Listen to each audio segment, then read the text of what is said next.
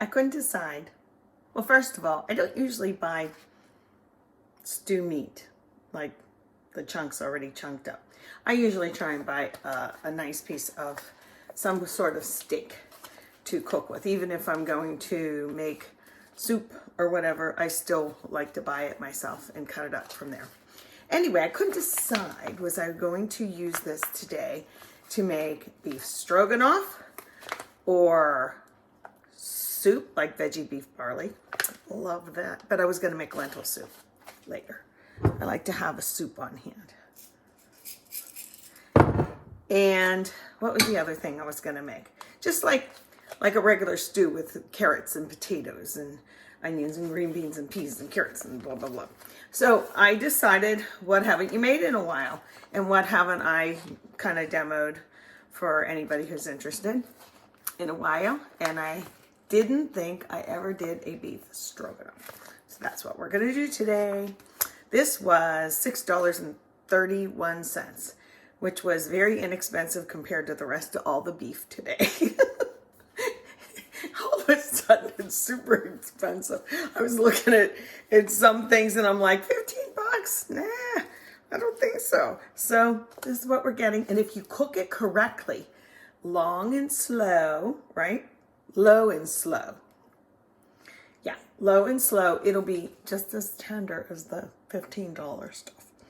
Let's get looking down here at my pan and we'll get going. Alrighty, we're at the skillet. This is a pan that will go in the oven. That's how I'm going to cook it today. Sometimes I'll put things in a slow cooker or Instapot or whatever. But I'm just going to keep it in the oven today. It's cold out and the oven is nice to have on. It should be like pretty, not screaming hot, but really darn hot. So all I did was take that stewing beef and I put a little bit of flour on it. Oops. That piece. So I'm going to add this in. Okay, just a little bit. It's a little sticky. This isn't the best pan for sauteing, or excuse me, searing all of it at once. So I'm going to do it in 2 stages. Okay? And try not to move it around too much, but I don't want it touching right now. Get down in there. And really in searing, you know, we just like a little bit of a crust, real high heat. I'm going to turn it up a little bit more. And then we're going to add some onions after both batches like this. So I'll brown these and I'll be back. Alrighty, second batch is in. And the reason we like to put a little bit of flour on, let me scooch these around a little bit. Rendering off a little bit of the brown bits, which is always good for flavor, right? Let me use my fork. But it also helps thicken whatever sauce you're making, whether it's a broth for soup or stew. That little bit of flour in there on the meat. See how it's crusty? I don't know if you can see that. There. See? Can you see the little crust coming on there? Now these aren't cooked all the way through. They're just seared, okay? The searing with that high heat helps keep all that flavor in there. Now I'm going to take these out. Okay, so I need 2 hands because this pan is raging hot. I have the oven heating up to just at like 350. Okay. The meat is out. It's resting on this plate like that. I'm going to add a little bit more olive oil as we put our onions in. And believe me, the pan's hot now. I have these cut in like quarter moon shape like that. Get in there. Okay, I had it turned down on low while I took the meat out because I didn't want to burn myself. Okay, and then these will get a little bit sauteed. We don't want them raw, but we don't want them necessarily browned. Okay, and then what I'll do is I'll add my meat back in and add some liquids. I'll show you. When these get going a little bit more, I am going to add a little bit of garlic in too. Okay? So I'll stir these up and we'll be back. Okay, I've been sauteing my onions up. I did, instead of putting a little more oil in, I put a little tab of butter because once you put butter in, they weren't browning. Once you put the butter in, remember I said butter browns better. So they started getting a little bit more color on them, which is what we want. Again, that's just lending out all that flavor. Okay, and now, because I don't want the garlic to cook too long, I'm going to use some more from my jar of garlic. And believe me, this isn't going to be long in there. Okay, I do have fresh garlic, but sometimes I just like to use this. Okay, and we're going to add the meat back in. Okay, let me do that. Get in there. And any kind of residual juice that was there. This is on high at this point. And I am going to stir that around a little bit. Just to get it warmed up again. It smells good just like this. I could just eat this with some mashed potatoes, huh? Some green peas or something.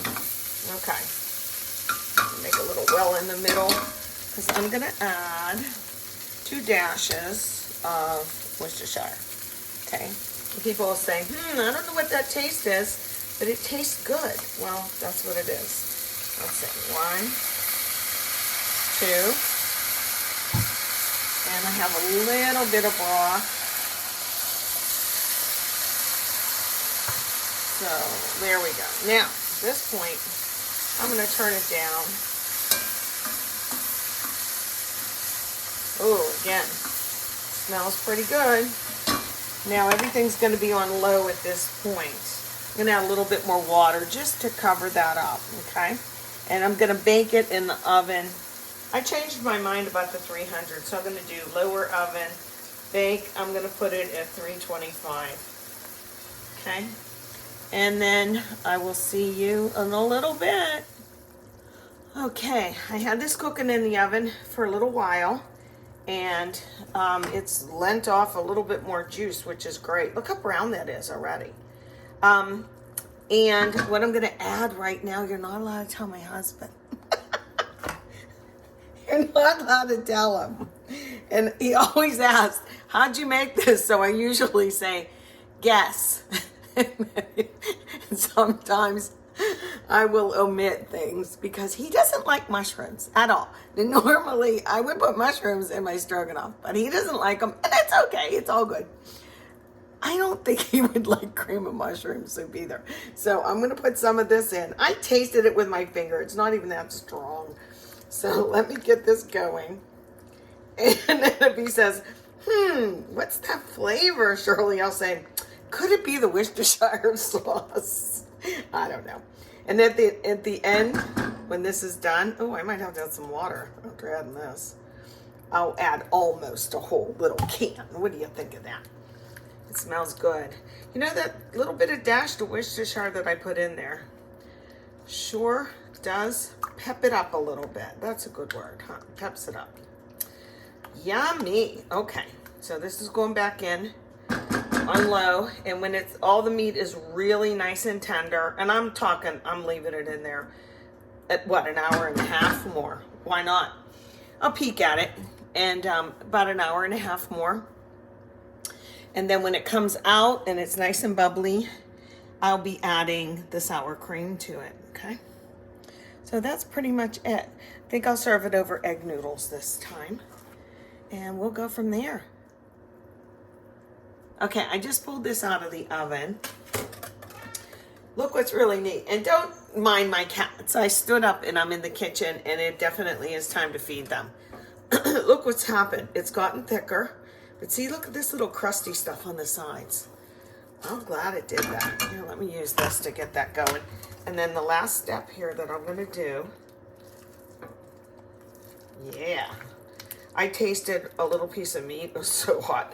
But I blew on it and tasted it. See how that's coming off, and it's just ending up in the good sauce.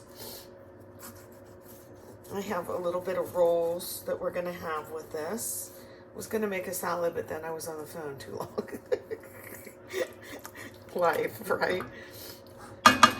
You know, I think the secret to this flavor here, of course, the onions and whatnot, bit is that little dash of Worcestershire. Isn't that crazy? So I'm gonna add in some light sour cream. You know, I don't usually like the light products. I like the full fat products just for taste. But one of the ones that I do, or that I don't mind that are light versions, is the sour cream. I think it's still good. So I'm gonna put some in. How much? I don't know. I could always add more, right? So I'll start like that. And it'll change up the whole thing of this sauce. I'm gonna use this. Okay, it's nice and hot. And I'm just gonna keep it warm then. And finish up the noodles that are draining. Okay, it looks still a little thick. Let's add some more. Can't take it out, but you can add more in, right?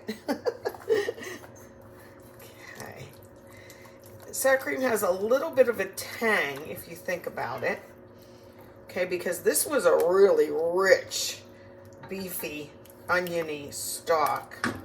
Still doesn't look like stroganoff to me yet. Of course, there's no mushrooms in it. I'm kidding. I buy mushrooms if I want them and I just eat them myself. You know, Thane doesn't like them so much, so I don't buy them all that much, but I definitely eat them when I feel like it. Okay. Well, I guess I should have put a lot in to begin with, huh? All right, well, you don't need to see me stirring this until it looks like stroganoff. I try and show one picture of the finished product, but I always forget. So, delicious. I will salt and pepper this to taste. Let me lift it up so you can see it a little bit better. Where's my other? There it is. My little horsey. I decorate with horses and plants and cats. There it is. Does it look weird? Well, it's not gonna taste weird. Here, let's see. Can you see that? The meat is super, super tender. Okay, that's it. Fork Pit. Love you guys. See you later.